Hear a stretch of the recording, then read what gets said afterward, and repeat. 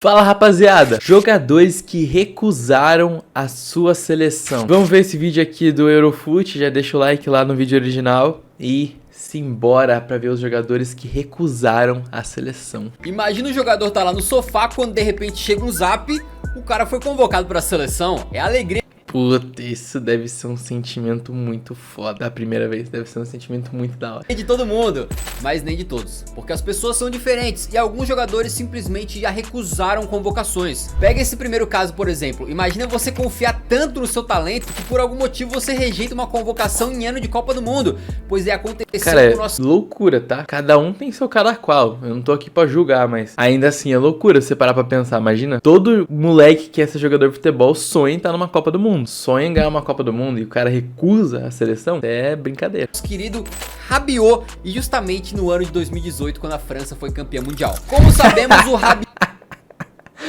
Cara, se o cara não se importa, tudo bem, mas se ele se importou depois que a França foi campeã, tá fudido. Rabiot não é um atleta muito fácil de lidar, né? E já teve algumas tretas na sua carreira, a mais recente sendo uma quase ida pro Atlético de Madrid, que foi cancelada porque aparentemente a empresária e mãe do Rabiot queria determinar pro Simeone como que o filho dela deveria jogar na equipe, né? E aí Ixi, foge que esse aí é problema. Foge que é problema. o Atlético desistiu da contratação, mas esse tipo de atitude também aconteceu na seleção. Lá pra 2018, o Rabiot era figurinha carimbada na seleção do Deschamps, porém geralmente ficava como reserva. E aí um pouco antes da Copa do Mundo, o Deschamps fez o seguinte: convocou o seu esquadrão principal pra Copa e também convocou alguns jogadores pra lista de espera. Eles ficam ali como uma espécie de plano B, caso algum caso se lesione e tal, já são convocados automaticamente. jogador convocado do elenco principal se lesione, por exemplo, antes da Copa, eles podem substituir por alguém naquela lista de espera, né? Sim. Isso aí já aconteceu algumas vezes, um jogador que tava esperando ali acabou sendo convocado no final das contas. Mas conhecendo a personalidade do Rabiot, você já imagina como é que aconteceu essa história.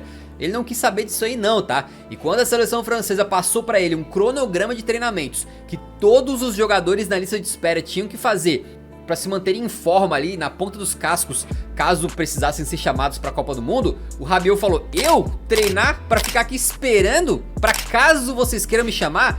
De jeito nenhum. Ele se recusou a fazer É o ego, né, mano? É o ego. O cara tem um ego desse tamanho aqui, que é muito maior que ele. o programa de treinamentos e ainda meteu o pé da seleção dizendo o seguinte: que a não convocação dele pelo Deschamps não condiz com qualquer lógica esportiva. Haja ego desse moleque, né, cara?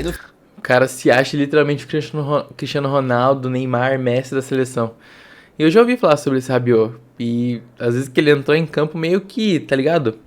Foda-se, não fez nada, entendeu? No final das contas, até o próprio presidente da Federação Francesa disse que não entendeu a atitude do Rabiotão. Ele não teria sido chamado de qualquer maneira, mas a França foi campeã mundial em 2018 e por causa dessa atitude o Rabiot acabou não sendo convocado por alguns anos, mas eventualmente voltou em 2020 e vem sendo convocado até hoje. Inclusive o Rabiot foi titular da seleção da França, que foi vice-campeã em 2022. E se o Rabiot por enquanto pelo menos não vai entrar pra história da seleção francesa, um cara que literalmente mudou o futebol do seu país e talvez o futebol mundial, o Cruyff. E o Cruyff também já rejeitou uma convocação, tá? Mas por um motivo bem diferente até. O Cruyff rejeitou uma convocação?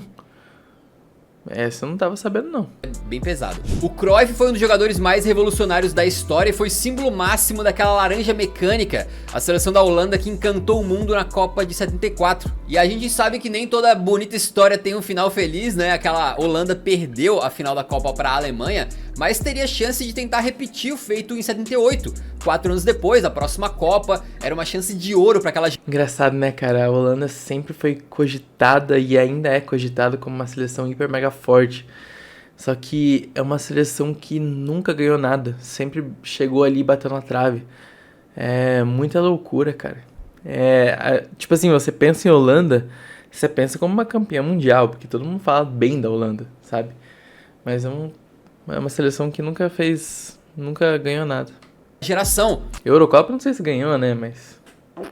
E foi realmente, mas não pro Cruyff. Ele ainda tinha 31 anos e totais condições de jogar, mas recusou o chamado e não foi pra Copa lá na Argentina. Por muito tempo a recusa do Cruyff foi um mistério, não se sabia exatamente por que ele tinha deixado de ir pra Copa. Uma das teorias mais famosas é que pelo fato da Argentina estar vivendo num período de ditadura militar, o Cruyff teria feito ali uma questão de boicote por princípios, né? Mas no final das contas não foi isso que aconteceu.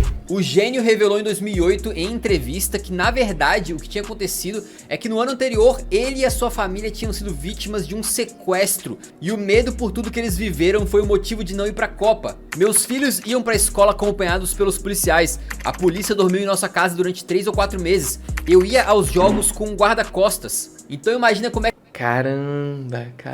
Ô, imagina que merda de vida. Que deveria estar a cabeça do homem depois de passar por uma situação dessa, né? Pro Cruyff não era mais hora de pensar em futebol depois de ter vivido aquele drama pessoal e familiar, né? Então ele não foi pra Copa de 78, não jogou a Euro de 80 e nem mais nenhuma competição, nunca mais atuando pela Laranja Mecânica. Quem jogou sim a Euro de 1980 e inclusive foi campeão foi o alemão Bernd Schuster, um craque multicampeão por Real Madrid e Barcelona que fez história no futebol espanhol. Não conheço. Cara, multicampeão e eu só aqui. Que é esse cara? Mas que teve intrigas com a sua seleção. Naquela Eurocopa de 80, em que a Alemanha ganha, ele foi responsável, por exemplo, pelo passe que abriu o placar na final contra a Bélgica. Tá, uma temporada brutal em que ele foi segundo lugar na bola de ouro. Mas por que um jogador tão importante pro seu país, um cara que tava jogando tanta bola, resolveu não defender mais a seleção? A história é bem complexa, mas resumindo, ele não se sentia valorizado pela Federação Alemã. Houve uma situação em que o Barcelona, o clube dele, né, tinha um jogo pela Copa do Rei, mas naquele mesmo período, a Alemanha tinha um amistoso contra o Brasil. O Barça não liberou ele para ir jogar pela Alemanha. O que ele fez? Simplesmente fugiu do clube e meteu o pé pra se sacrificar e ir lá defender a Alemanha. E o resultado não foi dos melhores. Pô, nessa época tinha muitas dessas coisas, né? Tipo, o cara meio ainda caga pro clube e vai lá defender a seleção. Também muitas outras coisas, cara, sai na noite e tal. Tinha muitas dessas coisas na época. Porque diz a lenda que a própria Federação Alemã não gostou da atitude dele. Então ele fugiu do Barça pra defender a sua seleção. Esperava ser recebido ali de braços abertos, com gratidão. Mas no final das contas ele foi criticado, né? Ele já tinha ficado irritado naquele momento, né? Mas a situação piorou lá em 1984. Foi quando Schuster se recusou a entrar num jogo contra a Albânia para acompanhar de casa o nascimento do seu filho. Faz todo sentido, né? O que tem de mais importante do que o nascimento do seu filho? Talvez se fosse uma final de Copa, aí tu poderia pesar. Mas não era o caso, era um jogo contra a Albânia, né? Me parece absolutamente tranquilo que o cara queira acompanhar o nascimento do seu filho, é óbvio. Mas nacionalmente, tanto o público alemão quanto a federação não receberam bem essa decisão. E ele foi criticado por não se apresentar à seleção, né? Isso aí... Os alemão é podre, cara. Podre. Se fosse um brasileiro que deixasse o clube que não autorizou pra ir pra seleção, pô, esse cara virava ídolo aqui, moleque. Nossa senhora. Pra ele foi o estopim. Foi a gota d'água pra ele falar chega e decidir não defender mais a seleção alemã. Engraçado que naquele episódio que ele deixa de jogar pelo Barça pra jogar pela seleção, ele mostrou que topava tudo pra defender a seleção da Alemanha. Exatamente. Aí quando ele fica de fora só por causa de um motivo muito nobre, os caras...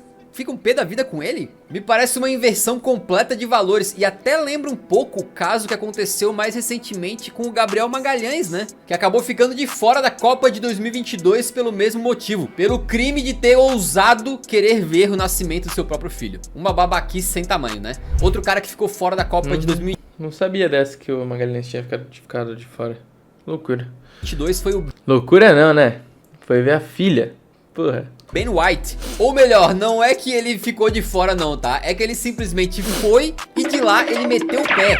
O Ben White se destacou muito como zagueiro no Brighton e depois no Arsenal como lateral direito. E nessa posição de lateral direito, a Inglaterra estava muito recheada. Tinha muitos jogadores excelentes por ali, mas mesmo assim, ele estava conseguindo se manter na briga pela posição. Acontece que mesmo quando ele era convocado, ele não era o jogador com mais minutos. Ele não estava recebendo muitas chances e sequer tinha estreado pela seleção da Inglaterra num jogo oficial. Só tinha atuado em amistosos. Inclusive ele vai para a Euro de 2020, que foi jogado em 2021. Acompanha a Euro inteirinha lá com o elenco da Inglaterra, mas ele ou fica no banco ou nem isso, durante a Eurocopa inteira. Então o cara nem jogou um minuto na Eurocopa, mesmo tendo ido lá pro torneio, sendo convocado. Não tem como ele não se sentir desvalorizado, né?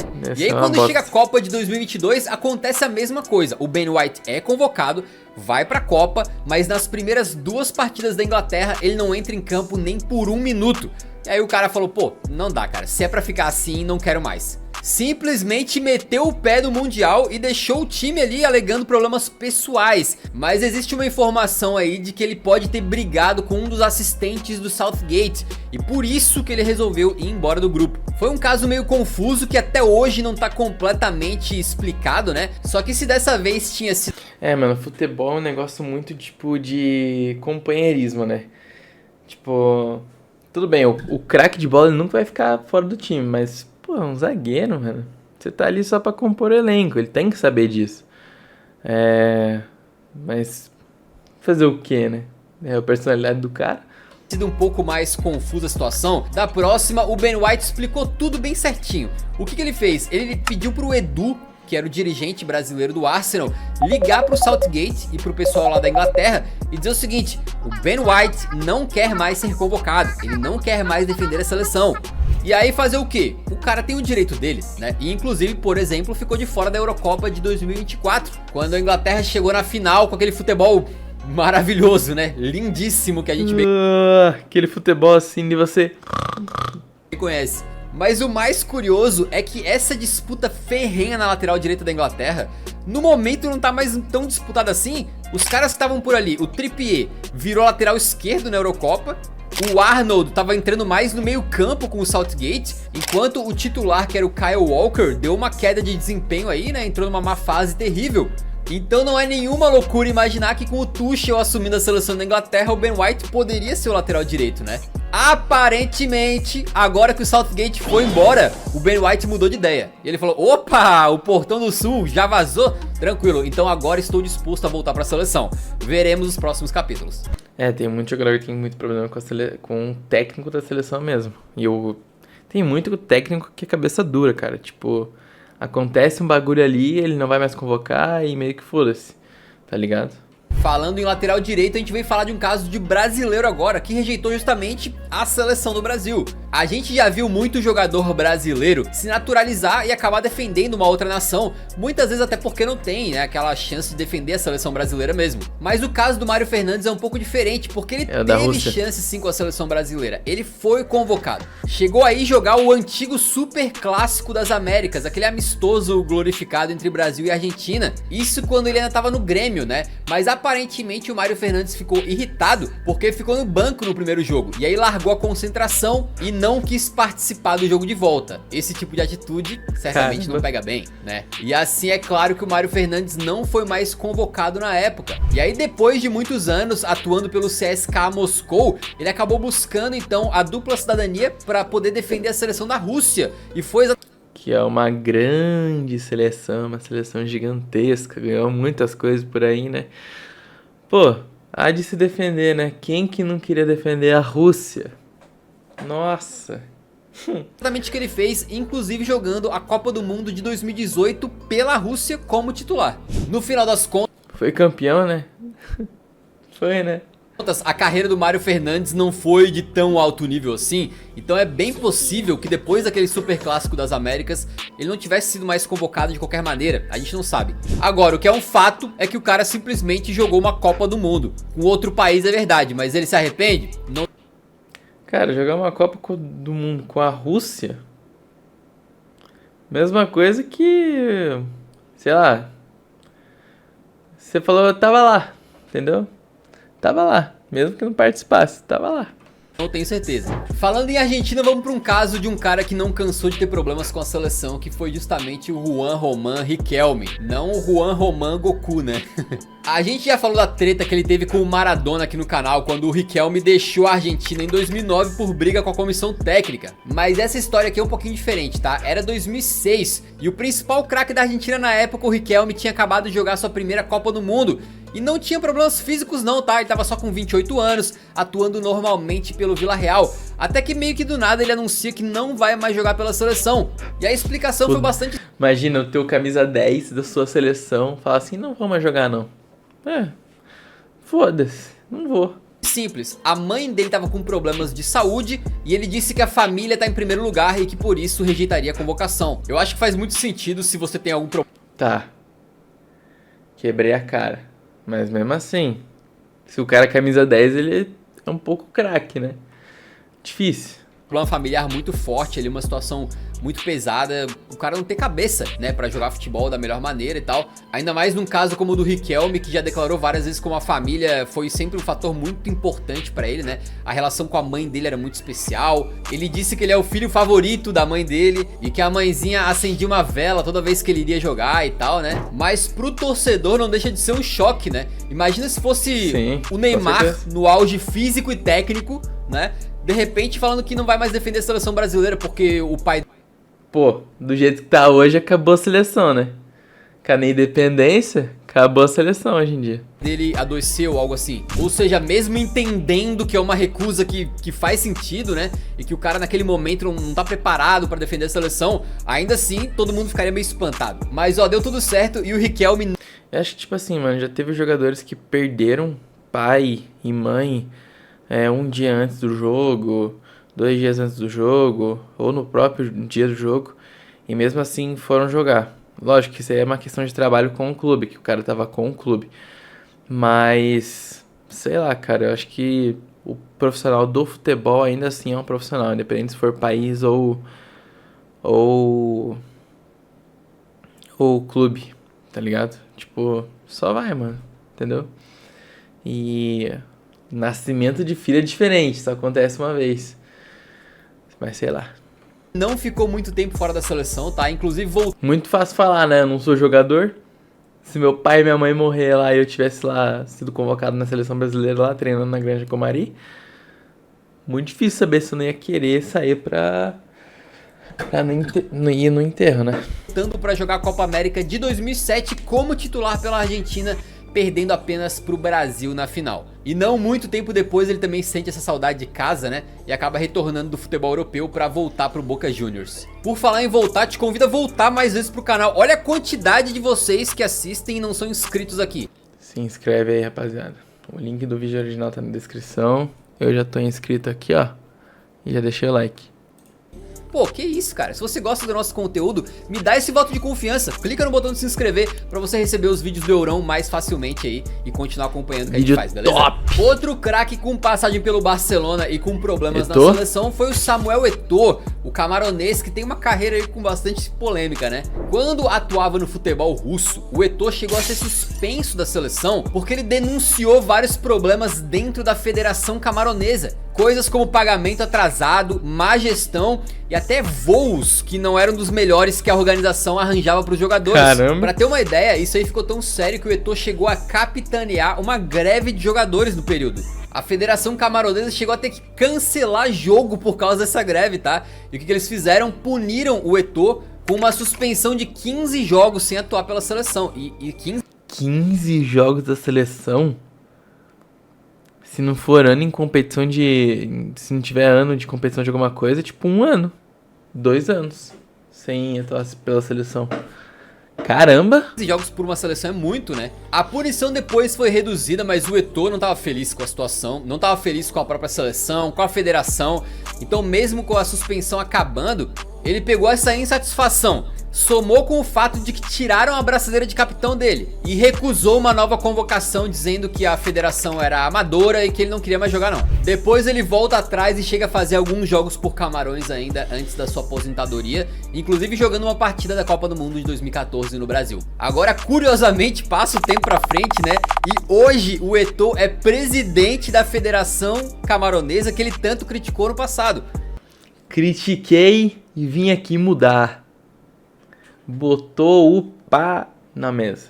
E uma polêmica que ele se envolveu recentemente foi bem esquisita, né? Mas basicamente o governo contratou um treinador para Camarões sem passar por ele, que é o presidente da federação, né? E daí na apresentação desse técnico, o Eto'o foi lá, não aceitou, né? E depois conseguiu depor o cara e colocou outro treinador no lugar. Isso sem contar que o Eto'o foi proibido pela FIFA de comparecer nos jogos da seleção camaronesa por violação de fair play e condutas antidesportivas. Realmente um personagem. Que isso, cara? O maluco é um problema em tudo quanto é tipo de lugar na seleção. Que isso? Personagem um pouquinho difícil de lidar, o cara não tá muito da paz não, né? Pra finalizar, a gente fala de mais um jogador que é até bizarro tá nessa lista aqui, Ochoa? porque praticamente todas as memórias que você tem dele são com a camisa da seleção, né? Eu tô falando do goleiro. Tem 3 certezas na vida. Uma que a gente vai morrer, a outra que o Marquinhos vai ser convocado pra seleção brasileira, e a terceira que o Ochoa vai estar no gol do México em qualquer jogo do México. O mexicano Guillermo Ochoa. É impossível a gente esquecer desse homem, que tem até aquela piada que ele surge de 4 em 4 anos, né? Cada vez que tem uma Copa do Mundo, de repente tu olha, puta, tá lá o Ochoa pegando tudo, né? Inclusive contra o Brasil pegou muito na Copa de 2014. Acontece que o nosso querido Ted Mosby mexicano já não é mais nenhum garoto.